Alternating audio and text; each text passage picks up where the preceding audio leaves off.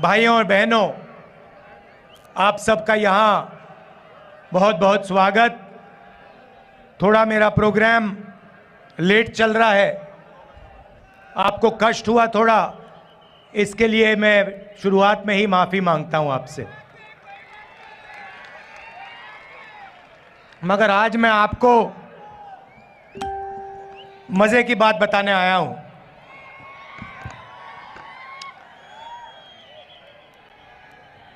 सबसे पहले,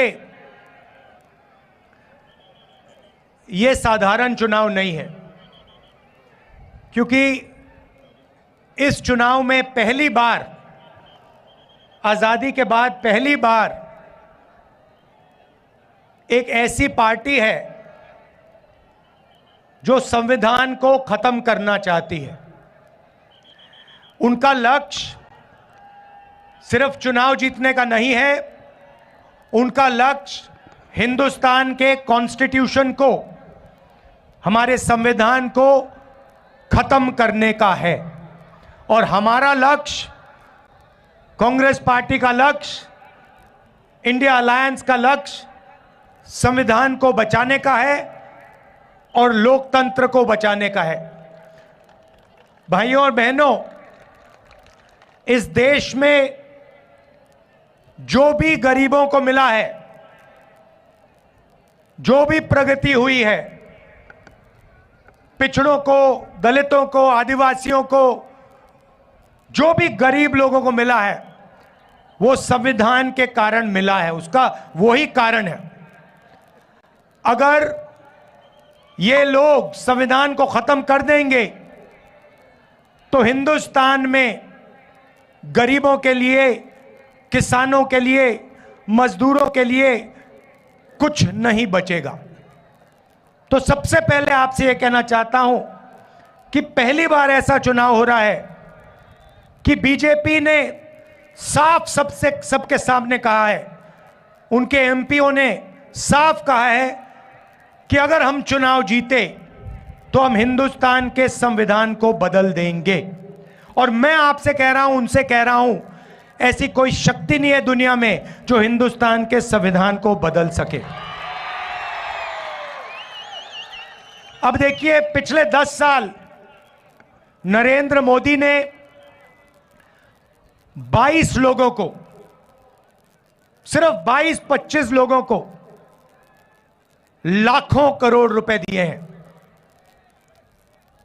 16 लाख करोड़ रुपए नरेंद्र मोदी जी ने हिंदुस्तान के सबसे अमीर 25 लोगों को दिए हैं कर्जा माफ करके। 16 लाख करोड़ रुपए कितने होते हैं मैं आपको बता देता हूं। जितना पैसा मनरेगा को 24 साल चलाने के लिए लगता है,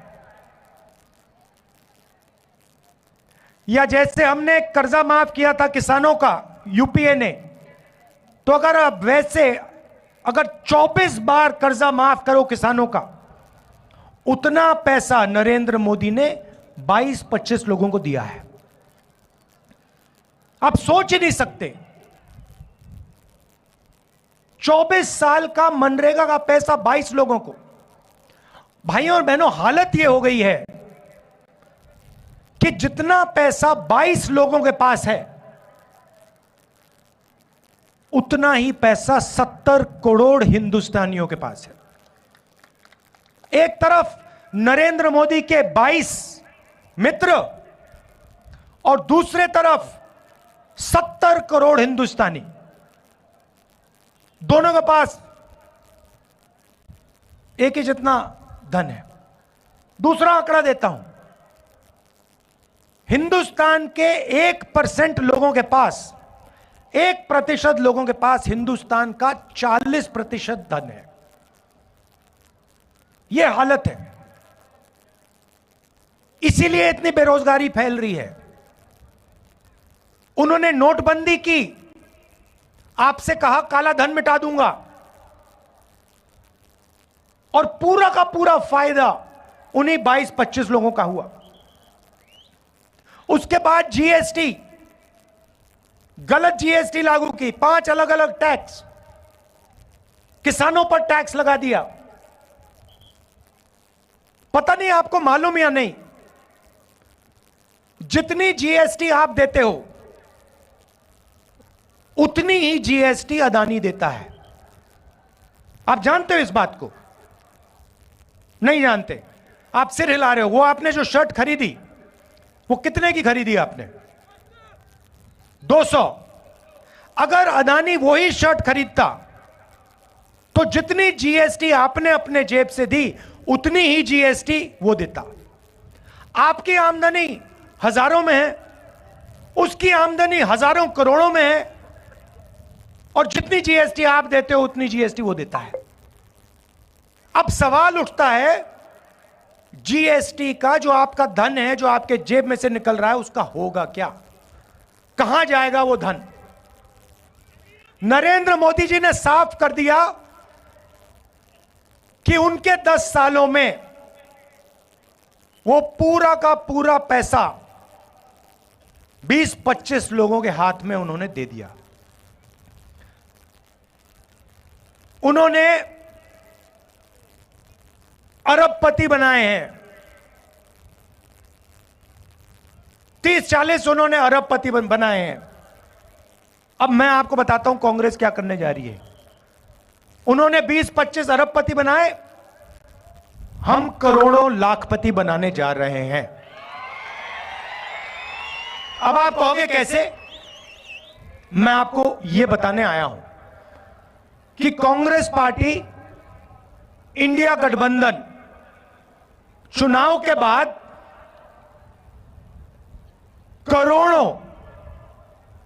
करोड़ों लाखपति कैसे बनाने जा रही है। आप जानते हो कि हिंदुस्तान में महिला भविष्य की देखभाल करती है। यहां पुरुष बैठे हैं, महिलाएं भी बैठी हैं, देखिए ताली बजा रही हैं। अब देखिए 21वीं सदी में स्त्री और पुरुष दोनों जॉब करते हैं। सही बात है ना? ठीक है। 8 घंटे की, 10 घंटे की जॉब होती है। जॉब के लिए दोनों को पैसे मिलते हैं, मिलते नहीं मिलते? ठीक है। मगर हिंदुस्तान की महिला 8 घंटे घर से बाहर काम करती है और फिर 8 घंटे घर में काम करती है। सही? मतलब डबल काम करती हैं आप लोग।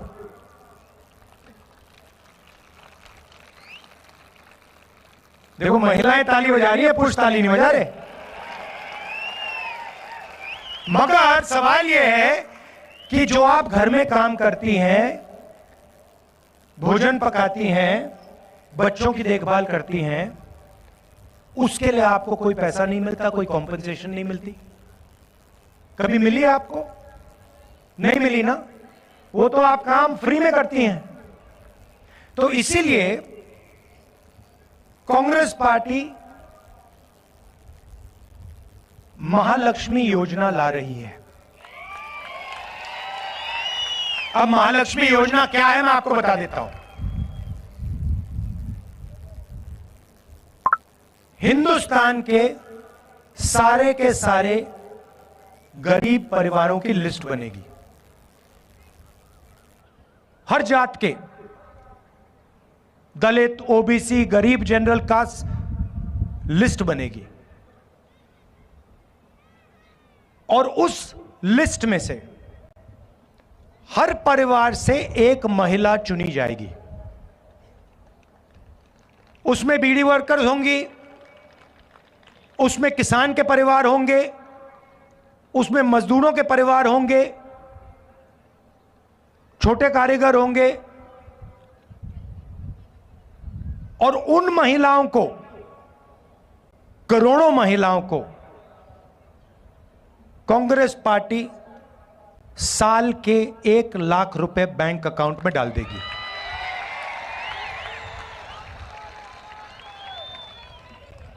साल के 1 लाख रुपए महीने के 8,500 रुपए खटाखट खटाखट खटाखट खटाखट खटाखट अंदर। अब यहां पे पुरुष बैठे हैं, सबसे पहले देखिए पैसा महिलाओं को जाएगा, मगर मैं जानता हूं फायदा आप लोगों को भी होगा, ठीक है। मगर युवा कहेंगे कि आपने हमारे लिए क्या किया? नरेंद्र मोदी ने हमें बेरोजगार कर दिया, हिंदुस्तान का पूरा धन अदानी को दे दिया, नोटबंदी कर दी, जुमला पार्टी 2 करोड़ रोजगार देने थे, झूठ था, वो 15 लाख रुपए की बात की, कोविड आया थाली बजवा दी, पकौड़े बनवा दिए। तो आप क्या करोगे? अब मैं आपको बताता हूं। अमीर घर के बच्चों को, ये जो बड़े बड़े बिजनेस वाले हैं, इनके बच्चों को जॉब मिलने से पहले ये टेम्पररी नौकरी दिलवाते हैं। इसको अप्रेंटिसशिप कहते हैं, इंटर्नशिप कहते हैं। प्राइवेट सेक्टर में, पब्लिक सेक्टर में, सरकार में इनको एक्सपीरियंस के लिए काम दिया जाता है। जैसे अदानी की कंपनी में उसका बेटा काम करता है।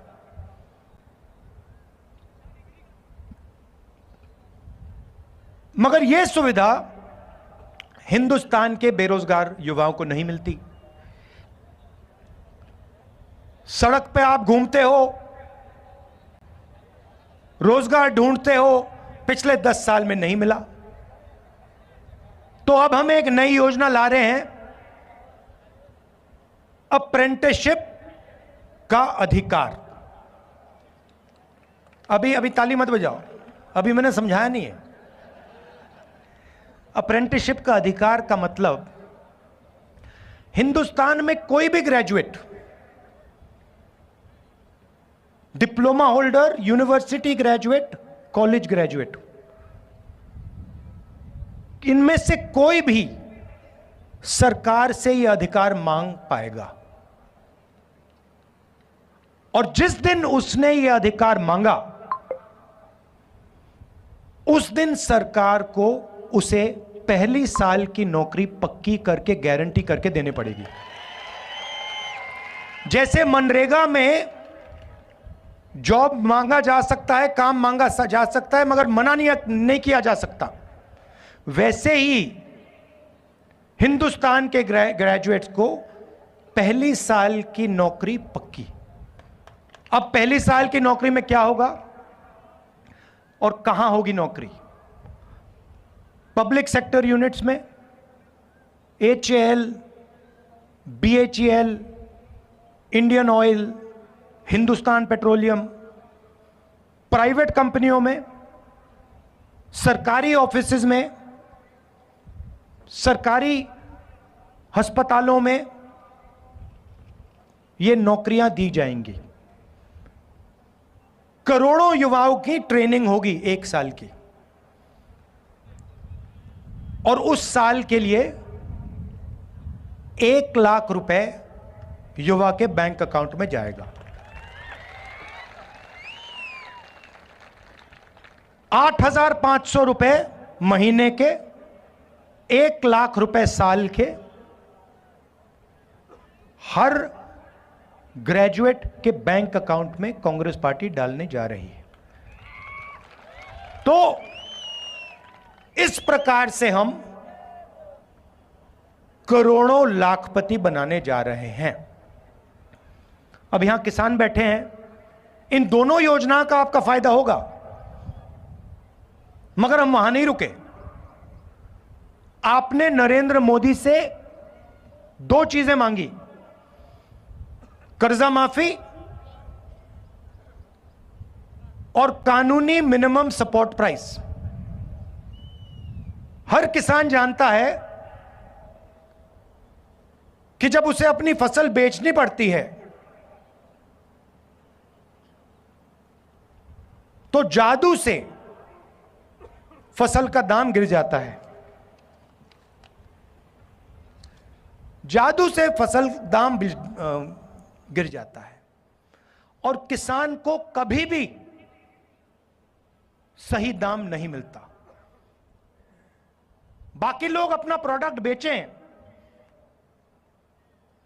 उनको सही दाम मिलता है। कोई टूथपेस्ट बेचता है, कोई जूस बेचता है, कोई कुछ और बेचता है, चिप्स का पैकेट बेचता है, उसको सही दाम मिलता है। मगर जो इस देश की रीढ़ की हड्डी है, जो 24 घंटा खून पसीना देता है, उसे सही दाम नहीं मिलता।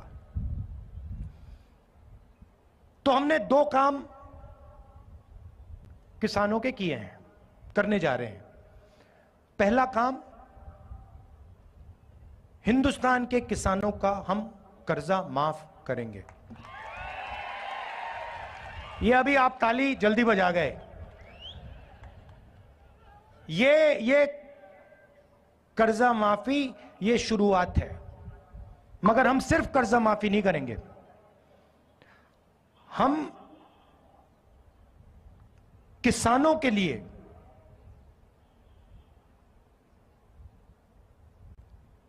एक कमीशन रखेंगे और इस कमीशन का काम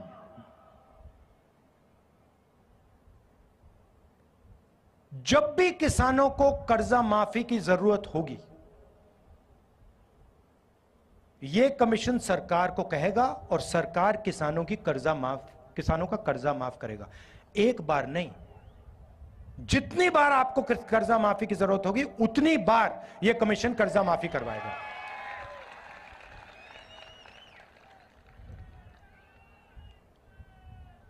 और पहली बार हिंदुस्तान की हिस्ट्री में कांग्रेस पार्टी ने निर्णय लिया है कि कानूनी मिनिमम सपोर्ट प्राइस हिंदुस्तान के किसानों को दी जाएगी। भाइयों और बहनों, न्याय होना चाहिए।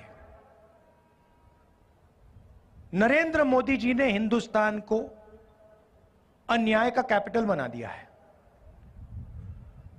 हर गरीब जानता है कि जितना अन्याय आज हिंदुस्तान में हो रहा है, उतना शायद पहले कभी नहीं हुआ, अंग्रेजों के समय भी नहीं हुआ। मैं सिर्फ एक बात कह रहा हूं, अगर अदानी जैसे व्यक्ति का कर्जा माफ हो सकता है और अगर नरेंद्र मोदी अदानी जैसे लोगों का कर्जा माफ करेगा, तो कांग्रेस पार्टी किसानों का, मजदूरों का, दलितों का, गरीबों का कर्जा माफ करेगी। अगर नरेंद्र मोदी चाहते हैं कि किसानों का कर्जा माफ ना हो, तो फिर अरबपतियों का भी कर्जा माफ नहीं होना चाहिए। जो उनके लिए होता है वो किसान के लिए होना चाहिए, जो उनके बेटे के लिए होता है वो गरीबों के बेटों के लिए होना चाहिए। मैं सिर्फ ये कह रहा हूं। और नरेंद्र मोदी जी का काम आपके ध्यान को इधर उधर करने का है। घबराए हुए हैं, डर गए हैं, क्योंकि जानते हैं कि इलेक्शन हाथ से जा रहा है और इलेक्टोरल बॉन्ड्स में इतनी चोरी हुई है कि इलेक्शन के बाद उनकी मुश्किल हो जाएगी।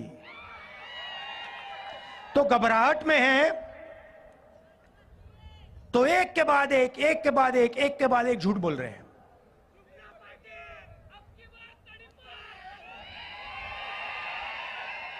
वो जानते हैं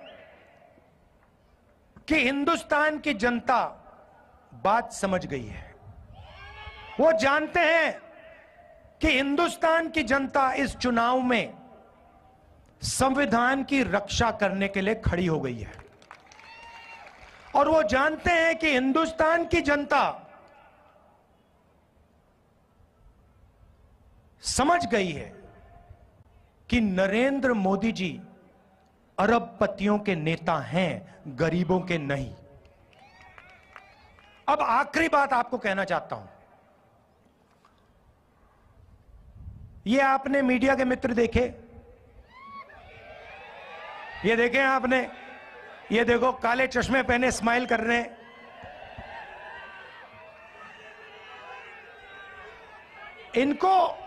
इनको आपने कभी भी किसानों की बात करते हुए सुना है, देखा है?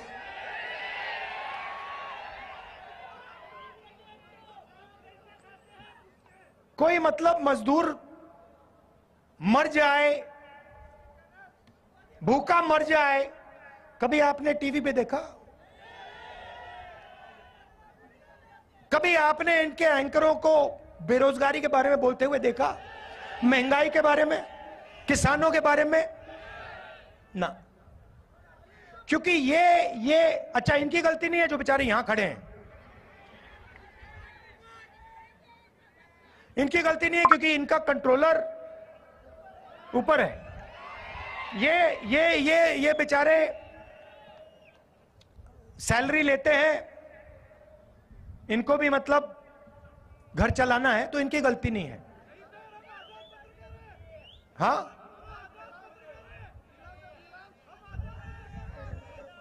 एक दो आजाद हो सकते हैं मगर बाकी गुलाम हैं।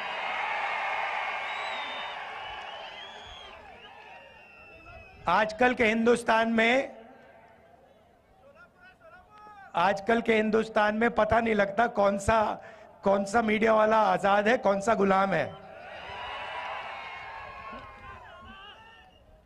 तो ये आपकी बात तो कभी करते नहीं है। तो मैंने एक बात चेक की, मैंने कहा देखो देखते हैं। तो ये जो मीडिया कंपनीज है ना, इनके मालिकों की मैंने लिस्ट निकाली। मैंने कहा मैं देखता हूं ये हैं कौन लोग। उनकी लिस्ट निकाली और इनके जो एंकर्स हैं, बड़े बड़े एंकर्स हैं, नाम आप जानते हो, उनकी लिस्ट निकाली और आप हैरान हो जाओगे। लिस्ट में एक दलित नहीं था, एक आदिवासी नहीं था, एक ओबीसी नहीं था, एक गरीब जनरल कास्ट का नहीं था। ये आपके हैं ही नहीं। 90% हिंदुस्तान का तो एक भी आदमी नहीं है इनमें।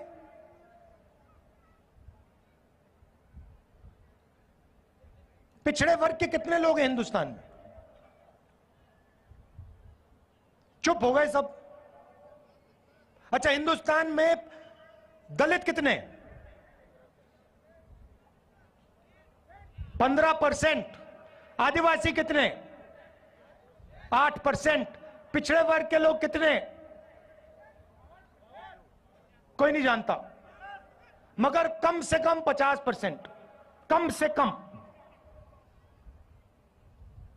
50, 15 और 8 कितने हुए?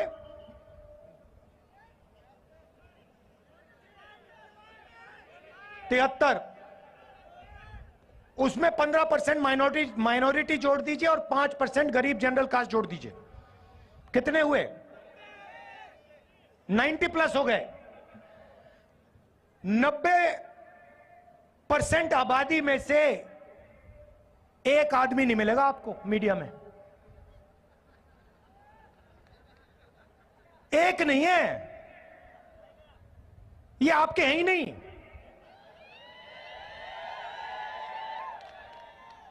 ये अदानी के हैं,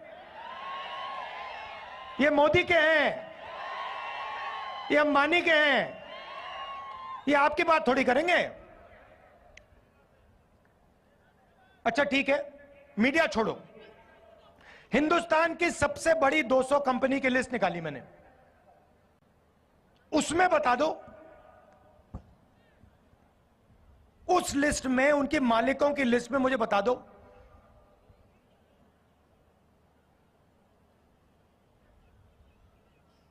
मराठा कितने, धनगर कितने, खटीक कितने, यादव कितने, बता दो। जीरो। 50% में से कोई नहीं। 15% में से कोई नहीं, 8% में से कोई नहीं, 90% में से कोई नहीं, सारे के सारे सीनियर मैनेजमेंट में कोई नहीं। अच्छा, पता नहीं, शायद हिंदुस्तान के 90% लोग क्या नहीं, हमें मीडिया नहीं चाहिए, हमें हिंदुस्तान का कॉर्पोरेट इंडिया में भी भागीदारी नहीं चाहिए। तो ठीक है, फिर सरकार को देखते हैं। हिंदुस्तान की सरकार को 90 लोग चलाते हैं, आईएएस अफसर हैं, बजट को वो बांटते हैं, हर रुपया बजट का कहां जाता है वो निर्णय लेते हैं, 90 लोग लेते हैं। महाराष्ट्र में कितना पैसा जाएगा, सड़कों में कितना जाएगा, सेना को कितना मिलेगा, अग्निवीर होगा या नहीं होगा, ये सारे के सारे निर्णय ये 90 लोग लेते हैं। मुझे बताओ, 90 में से पिछड़े वर्ग के कितने? 3। दलित कितने? 1। आदिवासी कितने? 1। और अगर आप बात समझना चाहते हो तो अगर हिंदुस्तान की सरकार बजट में 100 रुपए खर्च करती है तो ओबीसी, दलित, आदिवासी अफसर 6 रुपए 10 पैसे का निर्णय लेते हैं। आपकी आबादी 90%, आपकी भागीदारी 100 में से 6 रुपए 10 पैसा।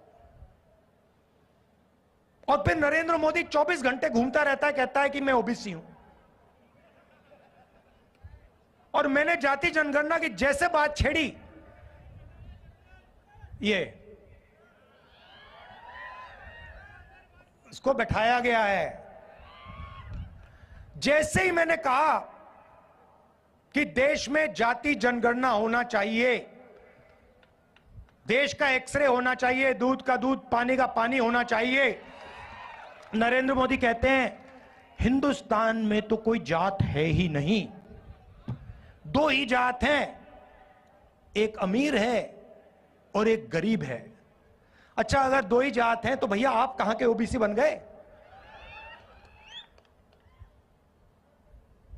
तो जैसे ही हमारी सरकार बनेगी, जाति जनगणना हम पूरे देश में करवा देंगे। और इकोनॉमिक सर्वे और संस्थाओं का सर्वे, मतलब किसके पास कितना धन है, पिछड़ों के पास कितना धन है, पिछड़ों की क्या भागीदारी है, हर वर्ग की आबादी कितनी है, भागीदारी कितनी है, मीडिया में कितने हैं, कॉर्पोरेट इंडिया में कितने हैं, प्राइवेट अस्पताल के मालिकों में कितने हैं,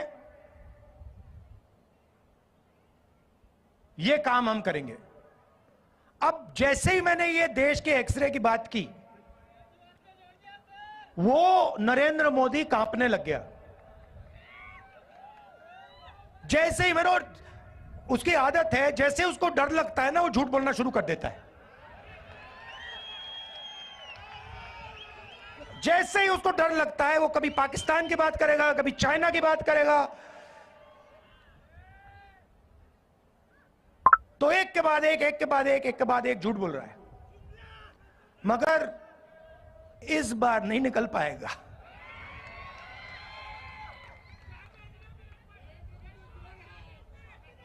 पता नहीं आपने सुना नहीं सुना, वो एक योजना लाए, इलेक्टोरल बॉन्ड्स वाली, सुनिए आपने? उसमें क्या किया, सबसे पहले कहते हैं कि इलेक्टोरल बॉन्ड से हिंदुस्तान में जो भ्रष्टाचार है वो खत्म होगा। और फिर क्या किया, कहते हैं कि जो भी पैसा देना चाहता है किसी भी राजनीतिक पार्टी को, बिना नाम दिखाए पैसा दे सकता है। सुप्रीम कोर्ट ने कहा भैया ये तो कानूनी नहीं है, इसको रद्द करो, और सुप्रीम कोर्ट ने उनकी स्कीम को रद्द कर दिया। उसके बाद नरेंद्र मोदी और सरकार जिन लोगों ने उनको पैसा दिया उनके नाम नहीं रिलीज करना चाह रही। सुप्रीम कोर्ट ने कहा भैया जिन्होंने आपको पैसा दिया उनके नाम दो और कौन सी तारीख पे पैसा दिया वो बता दो। स्टेट बैंक पर दबाव डाला, वो ये इंफॉर्मेशन रिलीज ही नहीं कर रहे थे। फिर इंफॉर्मेशन रिलीज होती है, पता लगा एक दिन किसी कंपनी पे सीबीआई की रेड होती है, कुछ ही दिन बाद वही कंपनी बीजेपी को करोड़ों रुपए देती है, सीबीआई की इंक्वायरी खत्म हो जाती है। बड़ा कॉन्ट्रैक्ट दिया जाता है, हजारों करोड़ रुपए का कॉन्ट्रैक्ट दिया जाता है, और कॉन्ट्रैक्ट मिलने के 10-15 दिन बाद वो कंपनी बीजेपी को हजारों करोड़ रुपए पकड़ा देती है। सड़क पे जो एक्सटॉर्शन कहा जाता है ना, जो सड़क पे एक्सटॉर्शन, गुंडे एक्सटॉर्शन करते हैं ना, हाँ, ये उन्होंने इंटरनेशनल लेवल पर शुरू कर दिया है। और जनता से कह रहे हैं कि मैं राजनीतिक फंडिंग के सिस्टम को साफ कर रहा हूं। आप कैसे साफ कर रहे हो? अगर आप साफ कर रहे होते तो आप कहते भैया जो भी पैसा दे रहा है नाम सामने रखो, कौन से दिन दिया, किसने दिया, हिंदुस्तान की पब्लिक को बताओ। मगर नहीं, मगर देश समझ गया है। और जैसे मैंने आपको शुरुआत में कहा, लड़ाई संविधान को बचाने की है, और अगर नरेंद्र मोदी अरबपतियों को पैसा दे सकता है, उनका कर्जा माफ कर सकता है, तो कांग्रेस हिंदुस्तान की महिलाओं को, हिंदुस्तान के युवाओं को, हिंदुस्तान के किसानों को पैसा दे सकती है और देगी। आप सबका बहुत बहुत धन्यवाद। नमस्कार, जय हिंद।